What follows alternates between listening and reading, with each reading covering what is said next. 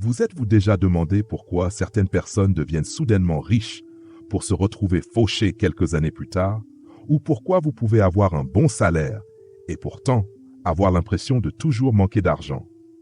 La vérité, c'est que ce n'est pas la malchance qui en est la cause, c'est l'analphabétisme financier. Et aujourd'hui, je vais vous expliquer ce que c'est vraiment, pourquoi c'est dangereux et surtout comment l'éviter. Mais avant ça, laissez-moi vous raconter une histoire vraie qui va vous surprendre. Jack Whittaker a remporté 373,9 millions de dollars à la loterie Powerball en 2002. Quelques années plus tard, il avait tout perdu. La cause principale, l'analphabétisme financier. Aujourd'hui, on va décortiquer ce concept, voir comment savoir si vous en êtes victime sans le savoir, comprendre les conséquences douloureuses et surtout, comment le surmonter. Et croyez-moi, si vous restez avec moi jusqu'à la fin, vous découvrirez un petit changement simple qui peut transformer votre manière de gérer l'argent pour toute votre vie. Qu'est-ce que l'analphabétisme financier? C'est simple. C'est ne pas savoir comment l'argent fonctionne vraiment. On passe des années à l'école à apprendre l'algèbre, l'histoire ou la chimie, mais personne ne nous apprend à budgétiser, investir ou différencier une bonne dette d'une mauvaise. Imaginez qu'on vous donne une voiture sans vous apprendre à conduire. Que se passe-t-il? Accident, frustration, catastrophe. Et avec l'argent, c'est pareil.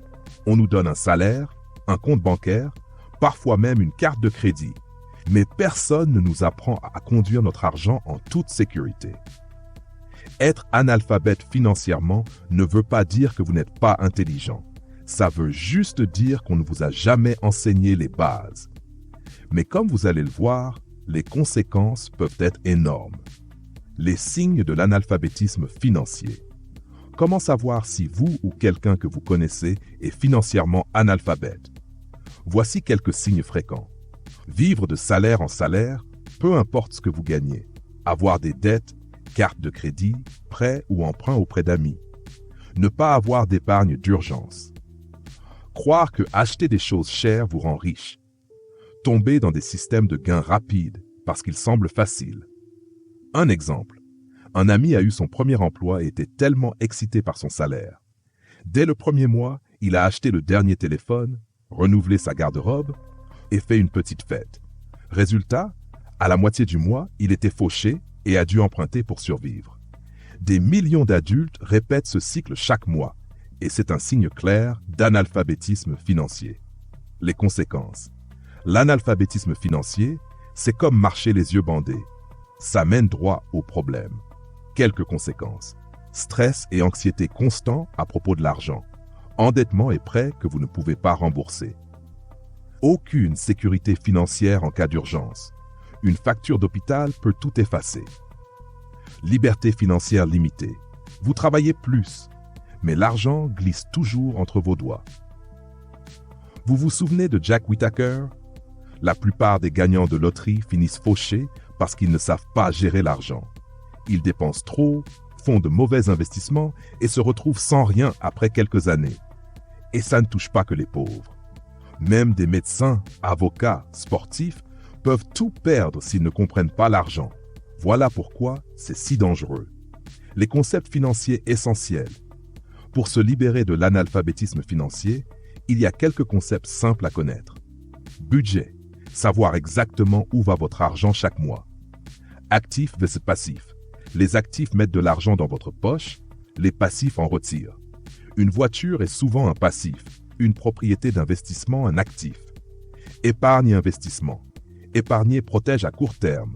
Investir fait croître votre richesse à long terme. Crédit et dette. Toute dette n'est pas mauvaise, mais ne pas savoir faire la différence peut coûter cher. Pensez à ces concepts comme l'alphabet financier. Sans eux, vous ne pouvez pas lire ni écrire le langage de l'argent. Comment surmonter l'analphabétisme financier? Bonne nouvelle, vous pouvez le surmonter, peu importe votre âge ou revenu. Suivez vos dépenses pendant un mois seulement. Vous serez surpris de voir où va réellement votre argent. Créez un petit fonds d'urgence, même $100 suffisent pour commencer. Lisez un livre pour débutants en finance ou suivez des chaînes YouTube où tout est expliqué simplement. Et surtout, pratiquez de petites habitudes régulièrement.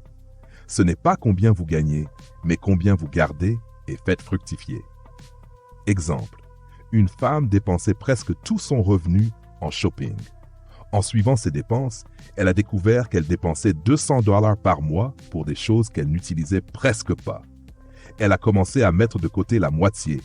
Et en un an, elle avait plus de 1000 $ d'économie. C'est la puissance des petits pas constants. Le changement de mentalité. Le vrai remède à l'analphabétisme financier, ce n'est pas seulement d'apprendre des termes comme budget ou actif. C'est de changer de mentalité. Au lieu de demander « Comment puis-je dépenser cet argent ?»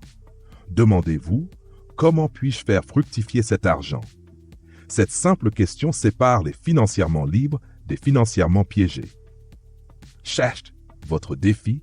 Cette semaine, suivez chaque euro que vous dépensez et posez-vous cette question de mentalité. C'est le premier pas vers la liberté financière. Maintenant que vous savez ce qu'est l'analphabétisme financier et pourquoi c'est dangereux, la prochaine étape est d'apprendre les outils pour s'en sortir, à commencer par maîtriser 2 habitudes puissantes, épargner et investir. Si vous voulez vraiment construire votre liberté financière, cliquez ici pour comprendre l'épargne et l'investissement.